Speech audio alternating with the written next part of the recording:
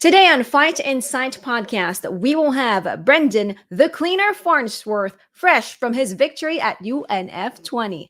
Plus, we will talk about PFL Super Fight Card, the UFC antitrust lawsuit, and a whole lot more. So, Tim, hit it!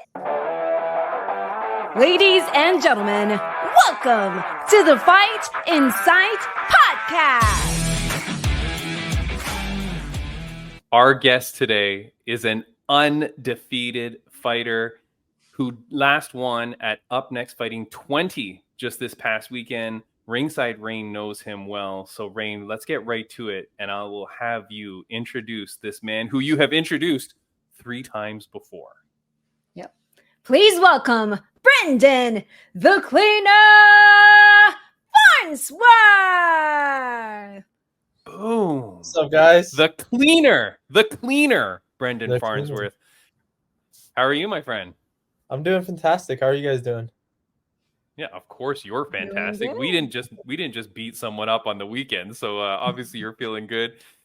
3 fights in your amateur career, 3 wins, undefeated. How does it feel, my man?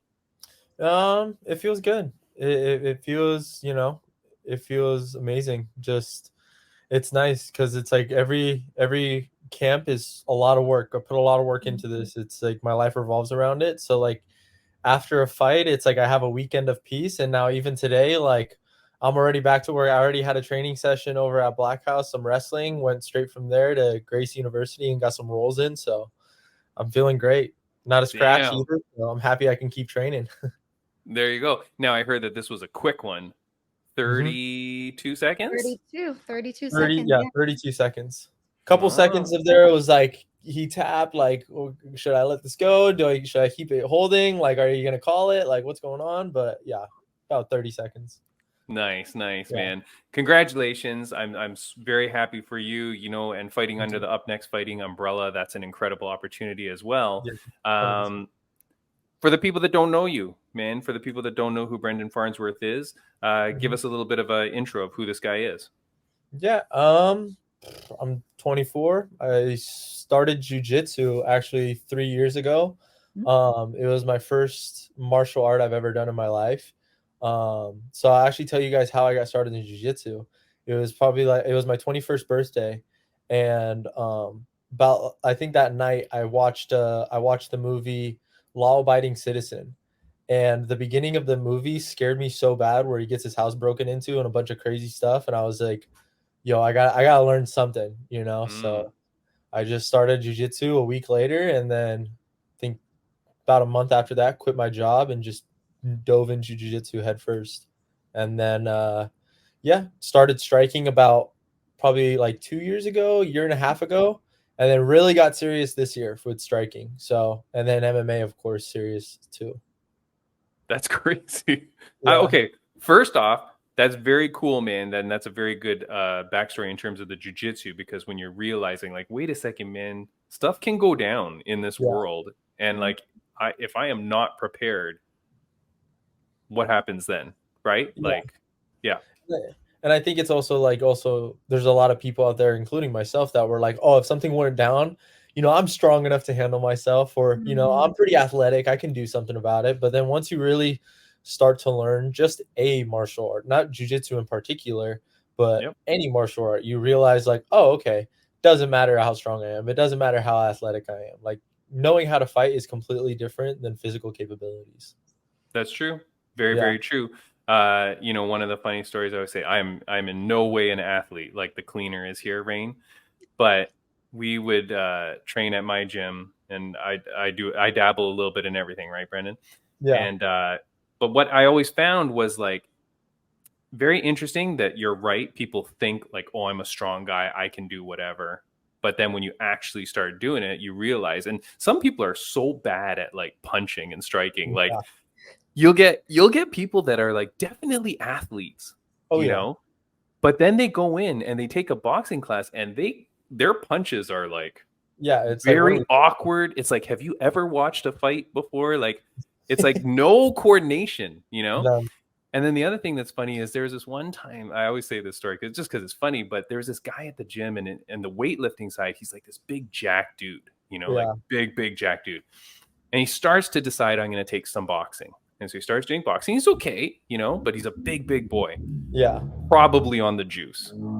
And then we're doing a MMA class. And so he goes, oh, I'll try that too.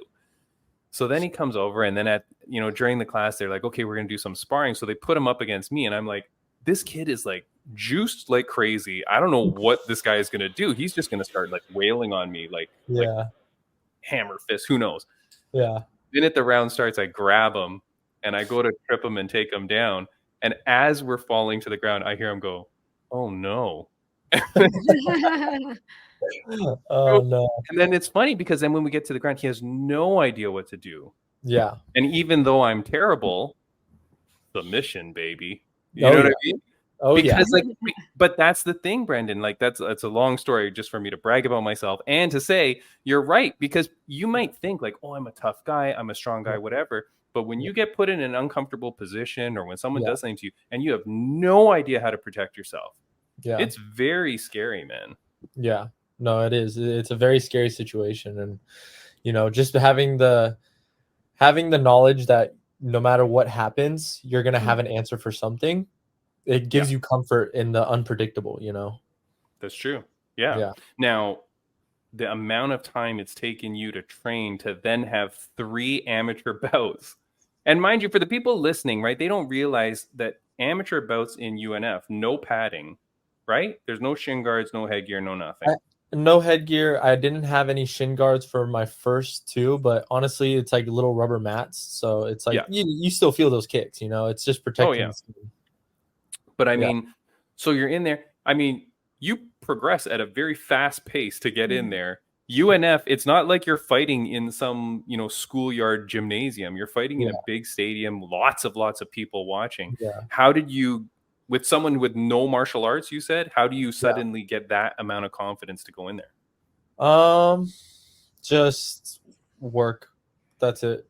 Just work in the Lord. That's it. It's crazy.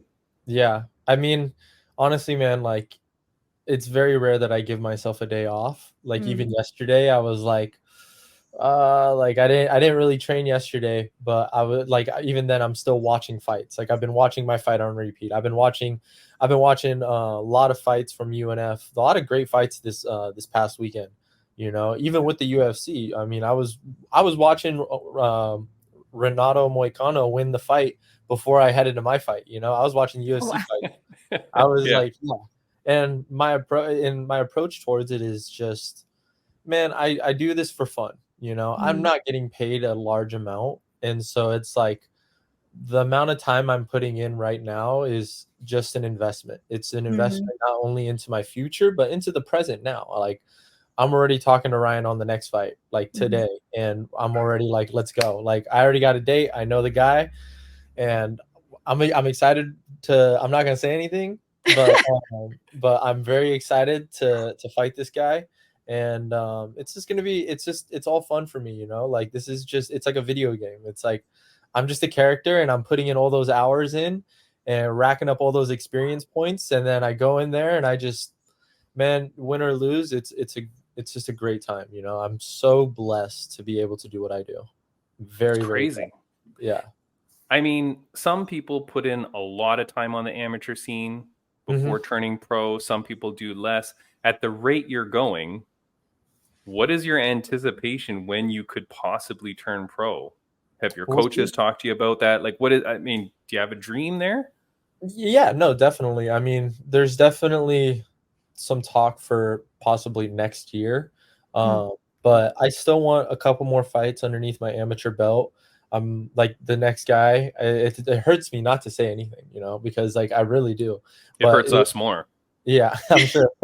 But it's a great, like, just every fight's a test, right? Like going up, like my first fight was the first fight, so you're getting through those first fight nerves. My second fight, I got a replacement fight, and I was going through a lot that camp, and I ended up kind of treating it like a short notice fight. Like, hey, no game plan, no nothing, just make weight, get in there and fight the guy. And I had a 3-round decision. This last fight was just a long camp, also just a lot of ups and downs. And it's like, cool, now I just got to showcase my ability on somebody very experienced and make it quick. Now I'm going up against somebody with even more experience and like a very good record. And it's like, all right, cool. Like, let's just do it. Like, let's just get in there and let's just believe in ourselves and, trust in the Lord's plan and get after this, because that's all I can do, just control what I can control and don't worry about what I can't. Such a calm, relaxed, young professional, Rain. Mm-hmm. Now, I love everything you said. Thank you. Rain, you have 3 things in your hand. Brandon, Yeah. can you get? Oh, okay. Well, you showed it. I was going to ask him. Brandon, can you guess what those 3 cards are that Rain is showing you in her hands? Are those the cards that you call for the fight? Yeah, these are all the cards from when I sick. announced your debut, when I announced your second bout, and last Saturday's bout. Oh, that's so sick. What? Brandon, That's so cool. Do you know that she is saving those to sell them when you become UFC champion? Yeah? All right, let's do it. Let's get you that money. She's gonna Oh God. She's gonna get you to sign, if you still talk to us when you're famous, she's gonna get you to sign them. You're gonna have to sign these. And she's gonna auction them for big money, Brandon. Like she's setting herself up for the future. Oh, I love it. I love it. You're investing. I love the investment. Let's go. Exactly. Rain, what do you want to say? Like, so I said on the last podcast, Brandon, I said, Rain, after the event, find the coolest dude you can to get on this podcast, because we want a good guest to represent UNF, to represent the event. Immediately get the cleaner. That's so cool. Thank you. I'm Rain, very honored. Rain, why did you pick the cleaner? I mean, first of all, he's undefeated, and then check out his hair. Do you still have the smiley faces? Yeah. Look at that. Now, for those on audio only, now, first of all, you should be following Brendan on Instagram. Brendan, your Instagram handle I'm going to put at the bottom. It's at Brendan Farnsworth, the number 1. Yes, sir. That is you on Instagram. The hair first of all, on Up Next photos, it was very prominent. It looked good. It looked fresh. What is the inspiration? Your hair is bleach blonde buzz cut with little happy emojis, faces, right? Drawn all over. What is the inspiration for this? Inspiration was, my last fight, I bleached my hair and I just kind of got a wild hair, and I was like, all right, let's bleach the hair. And then after I bleached my hair, I was like, wait a second, we can do some designs, right? And the first thing that came to my mind was like Dennis Rodman's iconic smiley face. And I was like, that's so sick. And then I remember walking around the kids class like a couple months ago, because I teach jiu-jitsu at Grace University. Oh. And I teach a lot in the kids class. I actually have a class at 4:15 today that I'm going to participate in. And it's just funny because I was walking around the kids class and I was like, hey guys, what do you guys think for my hair? Like cheetah print, like zebra stripes, or smiley faces? Maybe like one kid said like zebra stripes or something, but like everybody else was like smiley faces. I found this picture online and I was like, I'm not going to pay for it, but we're going to just get all the material. I told my girlfriend, I was like, hey, you want to put smiley faces in my hair? And she's like, if it goes bad, we're just going to shave it. And it went great. She did an amazing job. She's never done like hair or anything like this before. So the fact that shout out to my girlfriend for this hair, because without her, this wouldn't be here. Well, she deserves a lot of props, man, because it looked good, made you stand out. Obviously now, dreams come true. You're on the Fight and Sight podcast. So, yeah. Geez Louise, everything's looking up. Everything's perfect. No, and it was funny because I was after my fight, I remember sitting there with Brian, my coach, and he was like, I was like, you know what, man? I'm so happy I got the result I did, because I bet on myself pretty hard by doing this hair. Because I was like, man, if I lost with these smiley faces, oh no, that would not have been good. Yeah. And he was like, yeah, because my walkout song was upside down. He's like, yeah, no, those smiley faces would have been upside down. And they would have, but they're right side up today, so that's great. Nice, man, nice. Now, of course, you bring it up, when you say my coach Brian, people don't realize you're talking about T-City, Brian Ortega. Yeah. He's your coach. I mean, that is crazy to have someone so big in the MMA scene, so big in the jiu-jitsu scene, you Yeah. know, to be able to be there with you, and that he has been, Rain tells me he has been to all 3 of your fights. Mhm. Yeah. So how cool is that? And what is the relationship with like Mr. T City? Man, just it's crazy. It is crazy that, I mean, I remember meeting him and we were just kind of like, I remember because with Henner Gracie and Hito and Gracie and everybody at Gracie University, I remember just sitting in Henner's office one day and like talking to Brian and like, it's like cool, and then all of a sudden it's like we start training because he knows I want to get into MMA. And then really at this point we're just friends. Like we're really good friends. I mean, like I love his family and he's been over to my house and he like it's a friendship at this point. He's my coach and whatever he needs I'm there for him and on and off the mat, and I know the same is for me as well. So it's more of like it's almost like a brothership. Like he's like an older brother that I never had. So that's what Nice. it's more so like. That's So, awesome. That's yeah, awesome. no, Now, I just have to say, you said that you're playing video games or whatever. Do you know that Brothership is the name of the new Mario and Luigi game? Did you say that because of that? no, I didn't. I didn't know that. Because I've never heard that term before, and then they announced some new Mario game called Brothership, and then you say that term. I'm like, oh, I didn't know. Now, you're such a young guy that like wasn't even into martial arts. Were you into UFC before? No, honestly, I wasn't. Like, I remember I really like besides Brian, of course, my favorite UFC fighter is like Nate Diaz. I remember watching like Okay. Nate Diaz fight like religiously. Like whenever Nate Diaz had a fight, I'm like, oh, I'm on. Like I'll watch that fight. Mhm. And But but other so than that, did it you? was like I like Bruce Lee. But so Bruce Lee. But so when you walk into Yeah. the gym and you start training with T City, do you know who he is? Like, are you like, did you At, realize that he's that big of a superstar? Does he come over to you and say like, "Hey, I'm a very big superstar here, so treat me no, with no, respect"? No. no. He just kind of has that aura, like he's just like, yeah, I'm there, So yeah, no, it was it was just it's just funny to me because it's like, man, it's just dope, it's just dope. It wasn't like I didn't treat him any differently. Obviously, it's just I'm a very respectful guy to anybody. I don't care who you are. I don't care how mean you are to me. I'm just gonna like, all right, cool, like respectful, whatever, inside, outside the cage, like it is what it is. But Brian's a really down to earth guy. I'm pretty chill, and we just kind of happen to cross paths and just vibe together.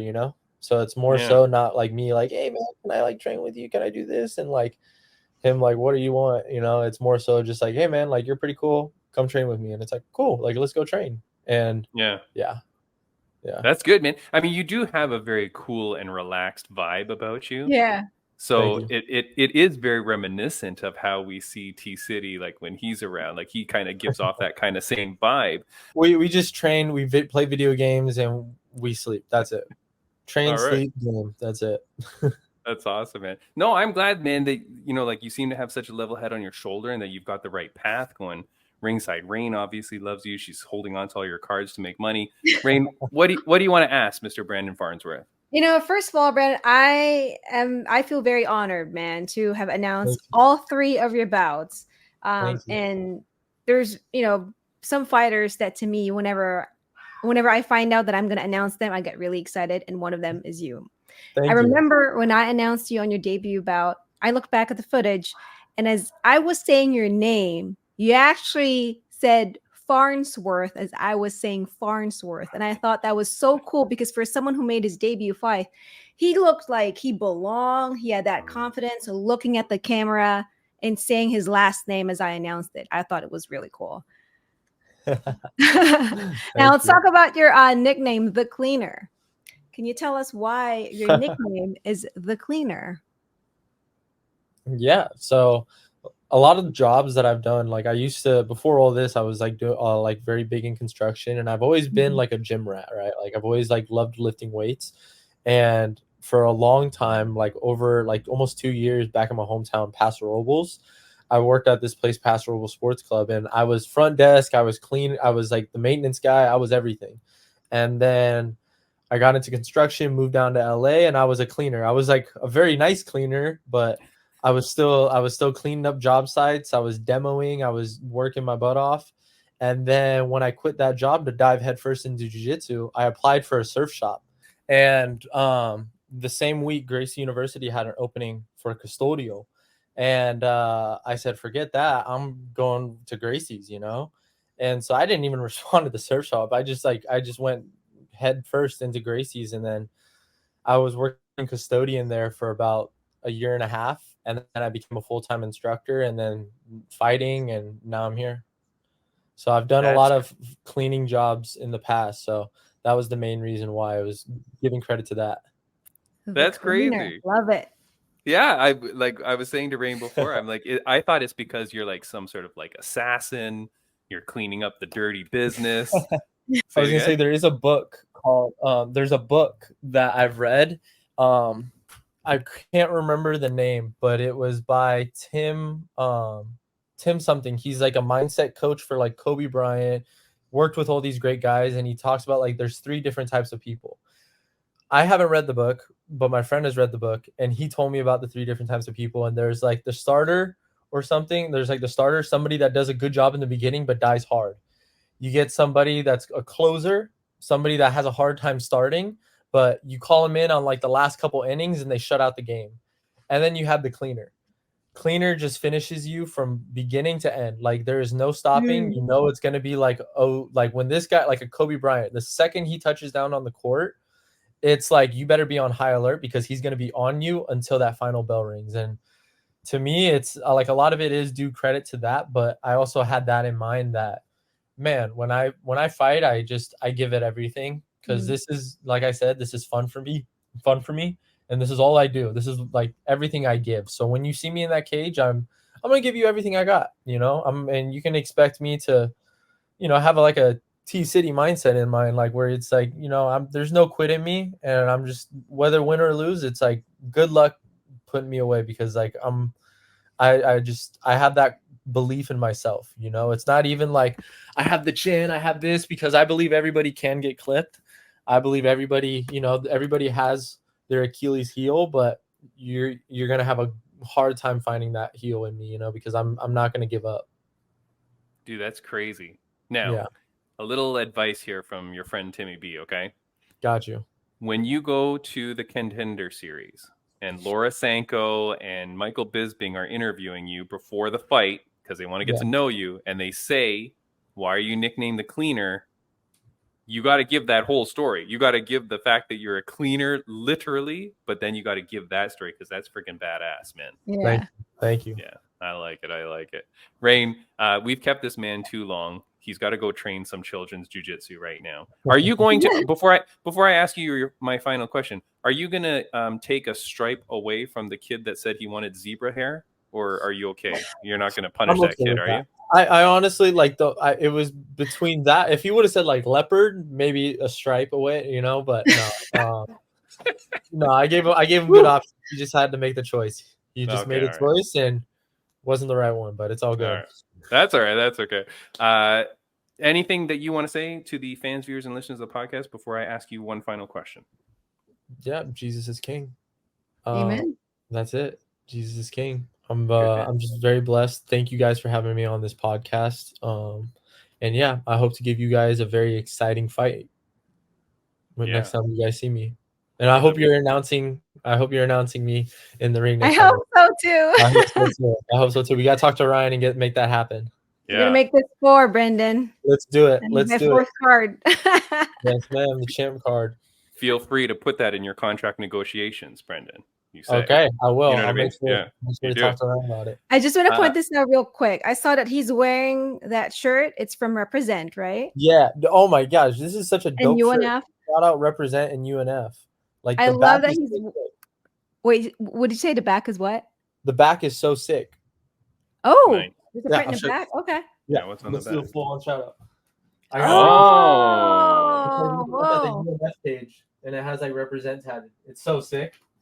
Damn. Shout out to my Minecraft going on right now.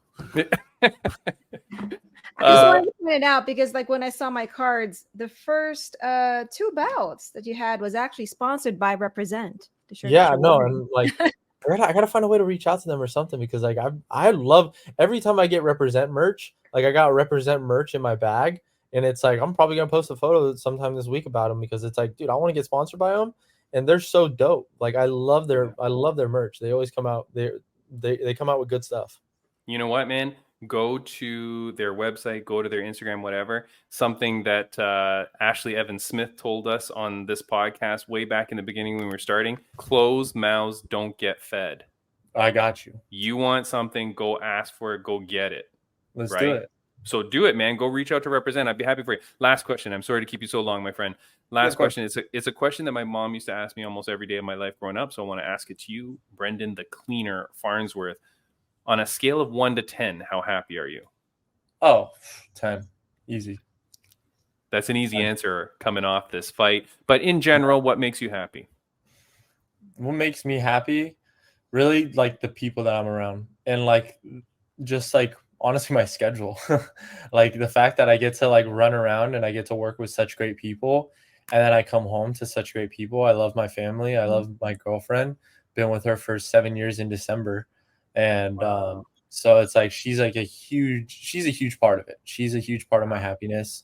And just this situation that's going on, the fact that I get to fight underneath Up Next, the fact that I get to do this podcast with you guys. I'm also doing a live stream with Ryan tomorrow. So it's just like I'm just happy, man. That's it. Like same thing I said in the cage, extremely happy, extremely grateful, just all the people in my life I'm very, very grateful for. Well, Brendan, we wish you all the best, man. Obviously, Ringside Rain is always there cheering you on, cage side and in the cage with you. But, man, you've got a fan in me. You've got a fan from hopefully all the viewers and listeners of the podcast. Can't wait to see what's up next for you, man. Very exciting. You guys. It's going to be dope. Right. It's going to be a good one. Woo! All right, man. Have a good one. And we will see you again. We'll have you on this podcast again for sure. Take care, Let's my friend. do it. I'll see you guys. Right. Thank you, Brendan. Bye-bye. Thank you guys. Have a good one. Rain. That's awesome. Oh my God. What a good dude. Very nice dude. Yeah. Last minute guest. We had another guest lined up for this week.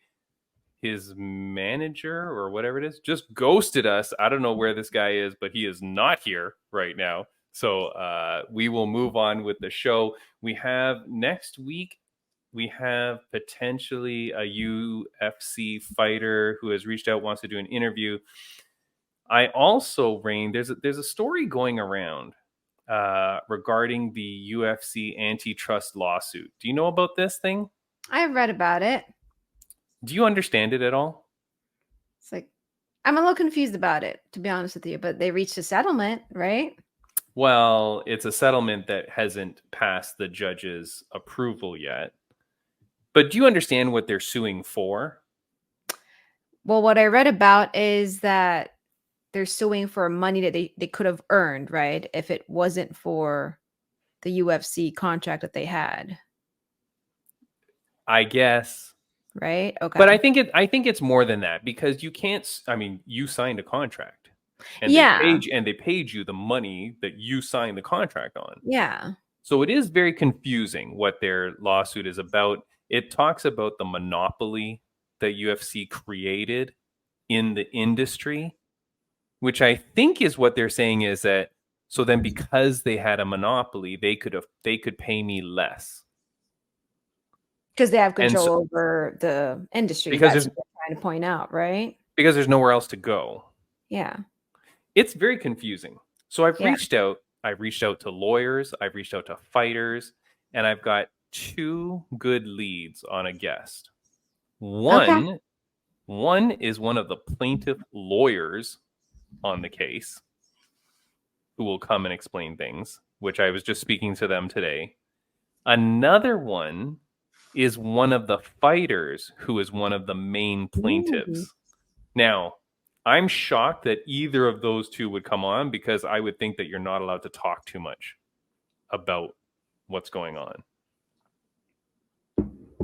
But they said yes. I would love to have it. Here's a little note. Like you said, they reached a settlement. It did say that it was just last week. They said that the UFC reached a new settlement in one of its 2 antitrust lawsuits. Thursday, TKO Group, the UFC's parent company, reached an agreement with the plaintiffs of the Lee versus Zuffa case, that's Kung Lee, that will pay $375 million in the class action lawsuit, in which former fighters alleged that MMA promotion violated antitrust laws. If you recall, there was maybe about a few months ago, they reached a settlement of $345 million, which the judge said no. So the judge did not allow them to settle for that. Now they've increased it by a mere $30 million. So will the judge allow this? We shall see.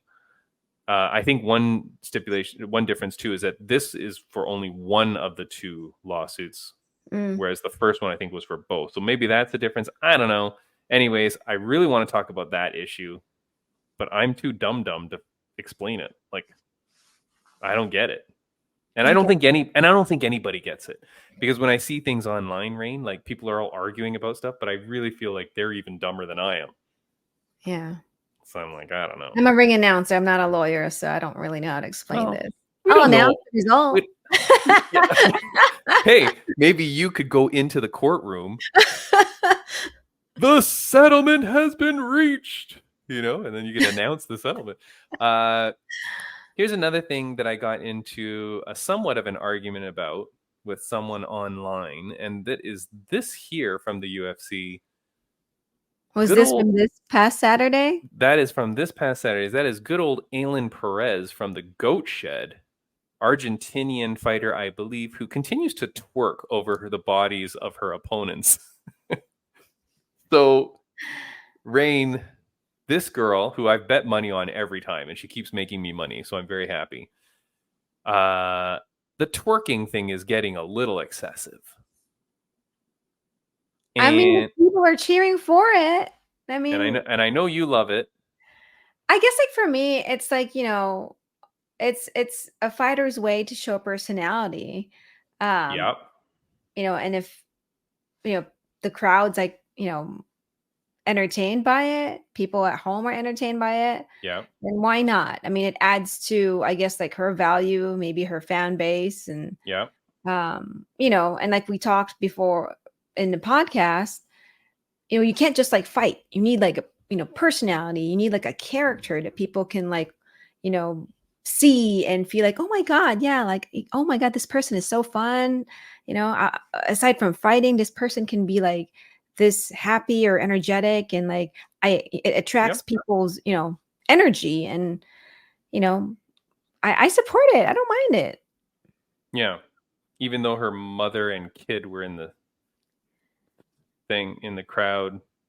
I mean, it's very sexual. It's very sexual. I mean, yeah, but like, to me, I guess, like, to me, again, if she wasn't allowed to do it, she would have been told already to not do it. Oh, yeah. So here's the thing. I really wanted this person to come on the podcast, and I would have taken your side of the story to debate with her, or I would have had you debate against this person. But here's what they said, though, because I said, this person, after I said, oh, this was a great job, this person chimes in and says, she needs to do more than be hot and win a few to be respectable. And I said, well, 4 in a row is more than a few. She's training at the Goat Shed, seems to be working. The weight cut, she missed weight. And I said, okay, the weight cut is a big no-no, but we'll see how the next one goes. And I said, I was channeling my inner ringside Rain when I said this, because I don't even really believe in this too much. But I said, I appreciate the confidence and bravado that she exhibits, leaving comments about the sexual stuff aside.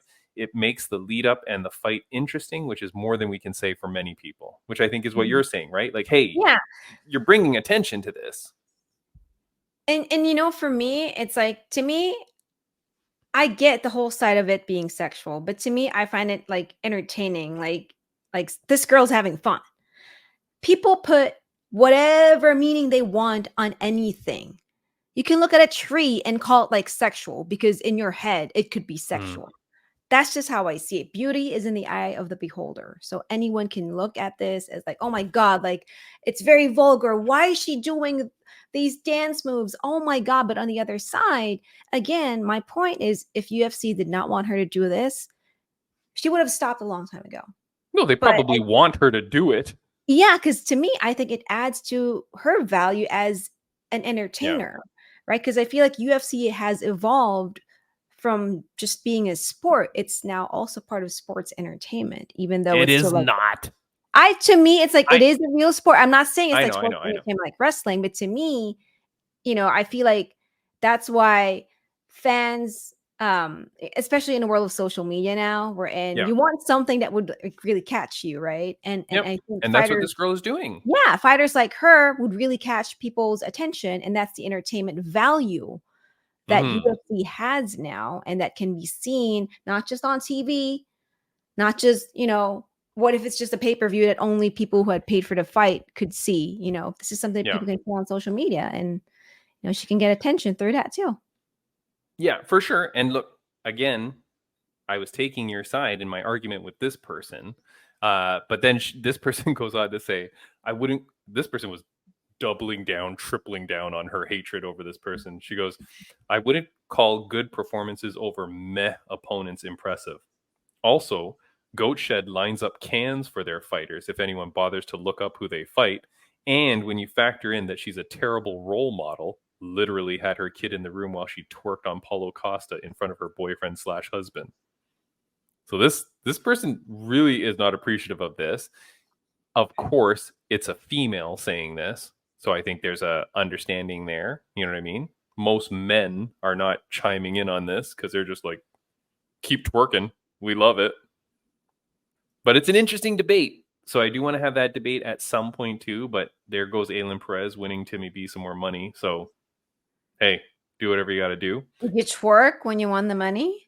Did I twerk? Yeah. Yes, but there were no cameras. But yes, of course I did. Freaking, I'm winning money, man. Of course I'm doing it. Here's another thing. There's just a bunch of news things. First of all, go buy our t-shirt, will you? Go buy our shirt. Yeah. Hold on. Millions.co. Go buy our shirt. Yeah. Link is in the description. Rain. The Battle of the Giants.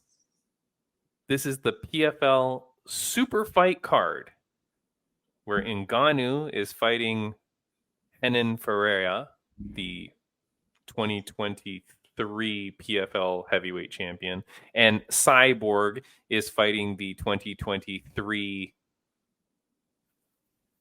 featherweight champion, Larissa Pacheco. Now, Rain, I put this card up here because this thing is the stupidest thing on the planet. Okay? This is the PFL Super Fight division, which we have talked about because we said, like, who the hell are the people are going to fight? Super fights to me means it's got to be like crazy shit. Like, I want to see Jake Paul fighting. I want to see Logan Paul. I want to see, I don't know. I want to see Dana White fight Chatri. Like, I want to see crazy things. Dana White versus Mark Zuckerberg. Yeah. Or Elon Musk versus Mark Zuckerberg. Like, that should be on the super fight. I don't know. Nobody knew what the super fight division was.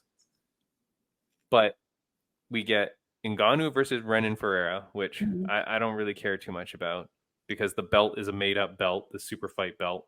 Then you get the featherweight Bellator champion Cyborg fighting the Larissa Pacheco again for a fake super fight belt, which I don't know what that is. And then in the meantime, Cyborg's not defending her Bellator title for the past year and a bit. The third fight on the card, Rain, this is where I started to get really mad, but the internet was with me on this. It's Johnny Eblin, who is the middleweight Bellator champion, defending his Bellator title against Fabian Edwards, who is a Bellator fighter, Rain. These are so Bellator versus Bellator. It's a Bellator fight, a championship fight. Why is this on the super fight card? Makes no sense to me. Wait, before I say that, is Fabian Edwards a Bellator fighter? I think he is. Let's ask Wikipedia. Yeah, really quick. Yeah. I swear Bellator he is. MMA, that's what it says. How fast did you do that? I did not edit that, people. How did you do this? Oh, because I have the fight card in front of me. Oh, okay. All right. Well, there you go. Okay, so he's a Bellator fighter, right? Yeah, he fought in the last, oh my God, like 12 Bellator fights. Since 2019, he's been a Bellator fighter. Rain, Why is this on the super fight card? Why don't you put that fight on one of the goddamn Bellator cards that have no title fights? And then you go down the card, and I got bored looking at it, but it's just Bellator fights, I think. Who is on the card, which I'm very excited for, and which I would watch, is our friend Rafion Stotts.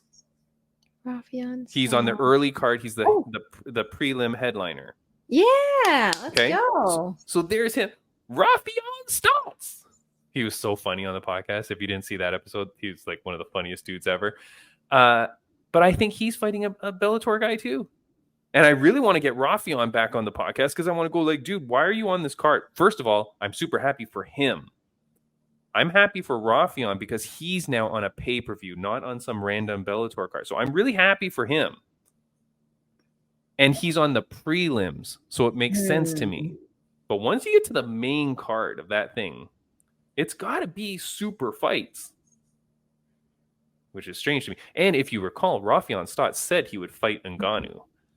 So I think he's on the card because he's going to pull some shenanigans and challenge Ngannou, even though Ngannou is about 200 pounds heavier than him. Hey, I mean... Jump that cage, Rafion. Get in there. Get in there and challenge Ngannou. Very strange, Rain. What do you think about that? About having mostly Bellator fights on the super fight card?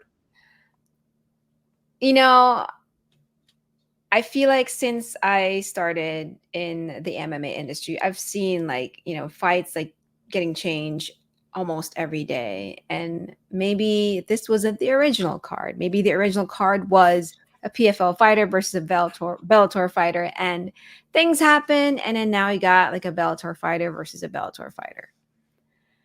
You can't just cancel it all because you can't. But Rain, I think it's 1, 2, 3, 4, 5. It's almost 8 of the 10 fights seem to be Bellator fighters. I think this guy that Rafion is fighting, his last 4 booked fights were all Bellator. I don't know what. I mean, I could go and research the rest, but I got bored of it. All I knew is that right away, I'm like, why is a Bellator title being defended on a PFL super fight card when you've got Bellator cards dying for championship fights? Why wouldn't you use that title fight to headline an event and hopefully bring viewers? Instead, the last event they had was 2 women fighting not even for a title as their main event. Yikes.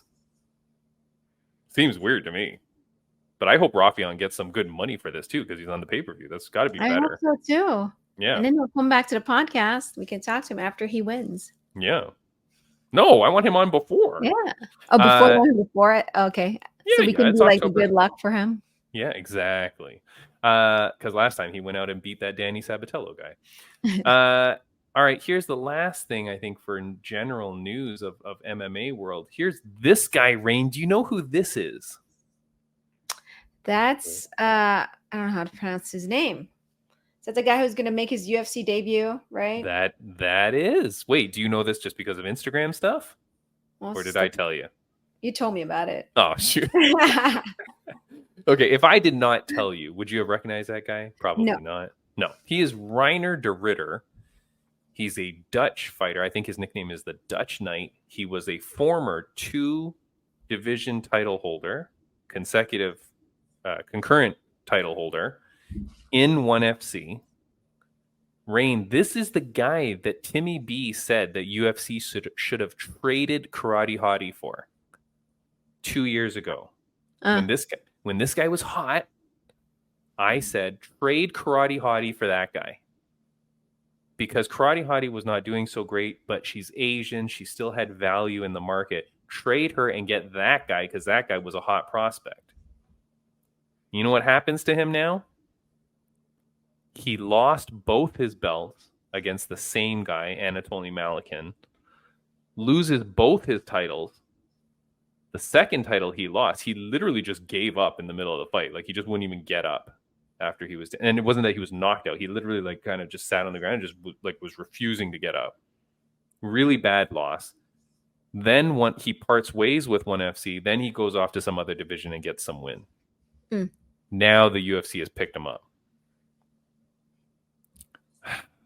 I think the UFC is going to like, I think the UFC wants this guy to lose in the UFC.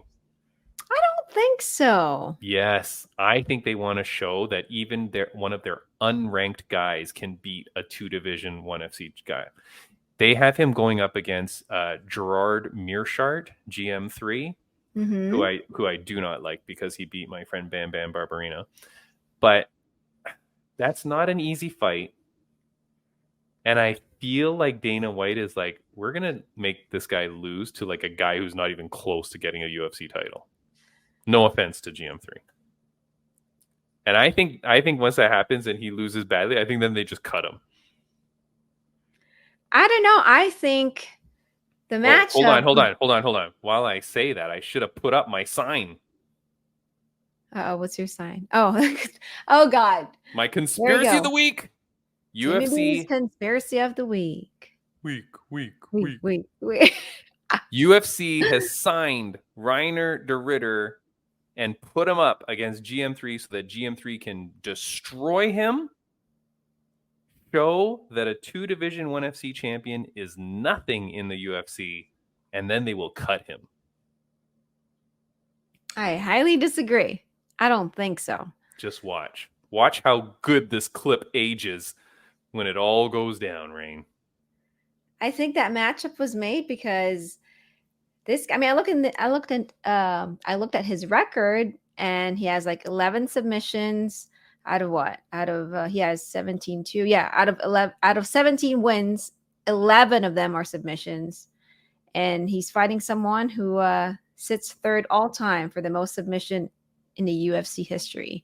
Yeah. So, hold on. So you were saying Reiner de Ritter's record, right? Yeah. What did you say again? How many wins? So he's 17-2 with 11 submissions. Okay. And then the guy that he's I'll be the GM3 guy. 37-17 with 29 submissions. Yeah. So he has a better finishing rate by submissions, and he has, I gotta do the math real quick here, 54 professional fights. This guy is no slouch. How old is Reiner de Ritter? Do you know? Can you figure that out quick? GM3. He's 28 years old. GM3 is a young 36. Okay. The mustache makes him look about 47, but he's 36. Okay, versus a 28-year-old Dutch Knight. Yes, but he's got 54 professional fights, and he's well versed on the ground. So this is what I mean. You have not taken this prospect in Reiner de Ritter and given him a pure striker or something like that. You are not setting this guy up for a win. That's for sure. Conspiracy of the week. I don't know. I'm telling you, Rain. Want to put him to the test right away. Yes. I'm excited to see it. Okay, well, it's going to be in the Apex in front of 0 people probably, so who cares? But that's exciting. I just see a lot of interest in that. Mm-hmm. Because I don't know that guy would have been able to command a lot of money, and I don't know that he would have had a lot of power in the negotiation coming off a win, but prior to that, losing both his titles. And I think UFC would have a very hard time selling him. You can't bring him in and go, he was a 2-division champion, because then everyone will go, yeah, but he lost both of those belts. Like, it's not like he had both of them and walked away. He lost both of them badly. So that's interesting. I don't know how you sell this guy without facing the backlash. Or if you just ignore that and you just on the broadcast, you just say he's a former 2-division champion and you leave it at that. Yeah, maybe he'll just do it that way. Well, and nobody's going to know because nobody watches 1FC. But for the 6 people watching this podcast, Rain, at least we all know this guy. You know, Dana White once said on the Dana White's Contender Series show that he doesn't care about what you have done outside of the UFC. What he cares about is what you do inside the UFC.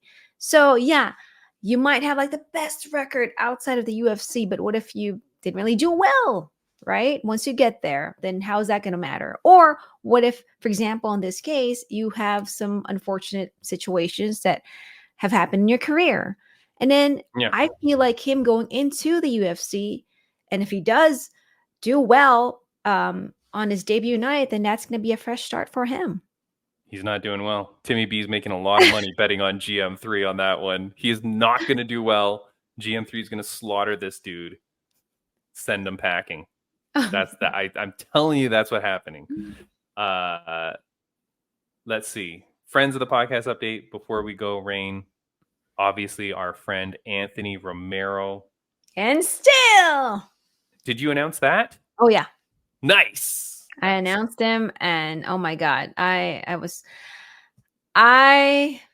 felt really honored to announce that bout. That was it was a bloodbath, but it was a great fight. You said it was one of the best fights you've ever seen. Oh yeah, live, yeah.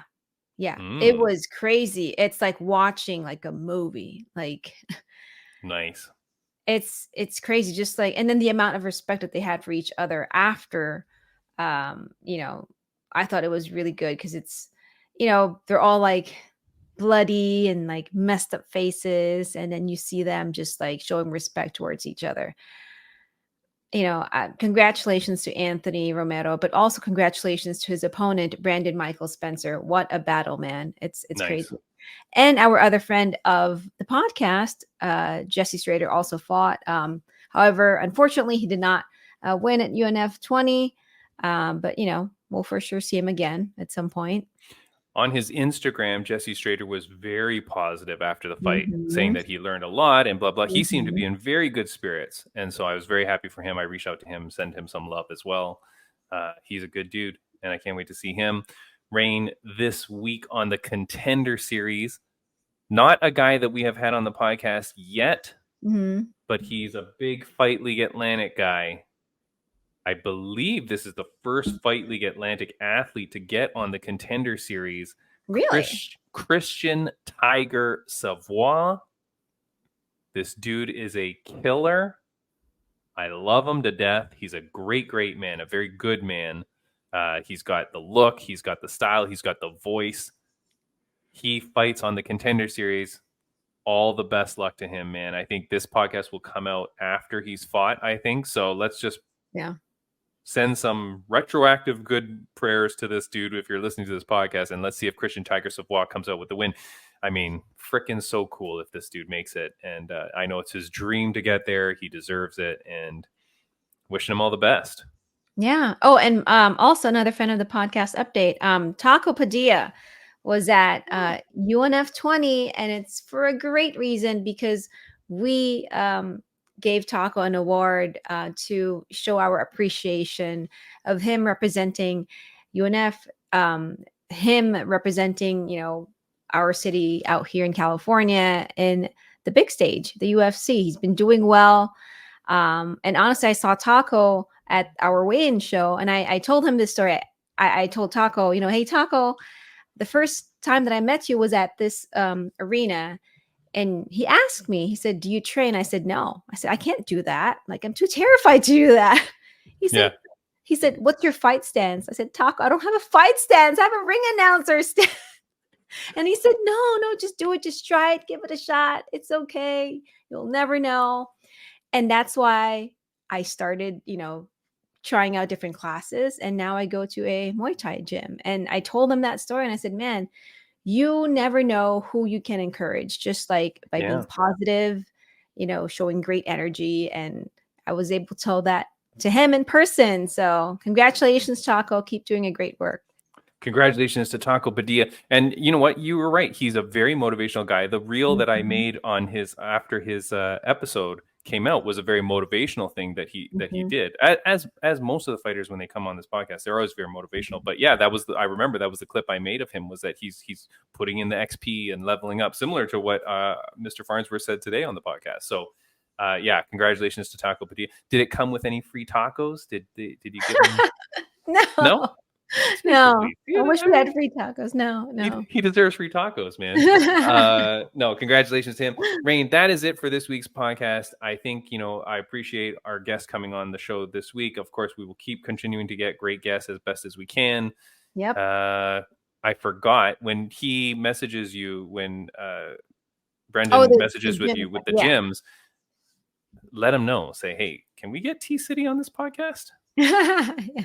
Make sure ask him. I wanted to ask him. Shoot, yeah, just say like, hey, like, how cool is he? Like, would he come on the podcast? Like, He's really nice though. Like the like all the times that I've seen him, he's very, very nice. This past Yeah. Saturday, after I announced Brendan, T City was in a cage, he was actually on crutches. And that's how much he loves Brendan, man. Like he actually went inside the cage, and to show his support to him after he won. And I remember I tapped his shoulder and I said, "Hey, how you doing?" And he's just all nice.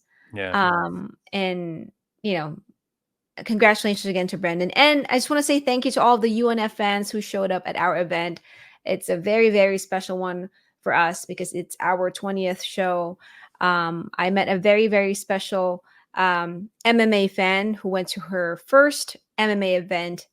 And it had to be Up Next Fighting, and she was so amazed to see a female cage announcer. And it was that moment where, and to me, it was like, man, I'm actually like inspiring little girls out there. They see me inside that cage, and it's like I remember the look in her face. She was just amazed, and I'm gonna keep doing what I love to do, man. So thank you, Up Next Fighting. Thank you, NF, for making my dream come true.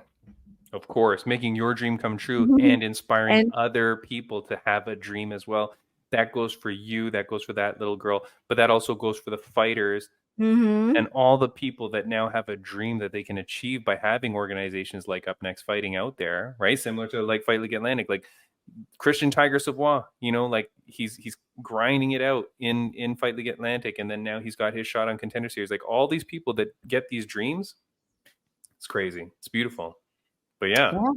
Now you got to be careful. You got to be like Joe Martinez. Like you should have told that girl, like, don't try to become a cage announcer because it's my job. Go figure out, go do something else. Actually training in Muay Thai and Jiu-Jitsu. Oh, well, there you go. Yeah. So I'm hoping that, we took we had a picture taken. So hopefully one day, I get to announce her and introduce her like that. Can you imagine? That's gonna happen. That's going to happen. All right, guys, we are out of here. I said we would do a short podcast and then we go the regular time. Hey, this is like shorter than usual. Yeah, maybe a little bit with the editing. Yeah, it'll be a little bit shorter. Anyways, all right. Thanks, guys. Brain, have a good one. Bye, guys. Bye.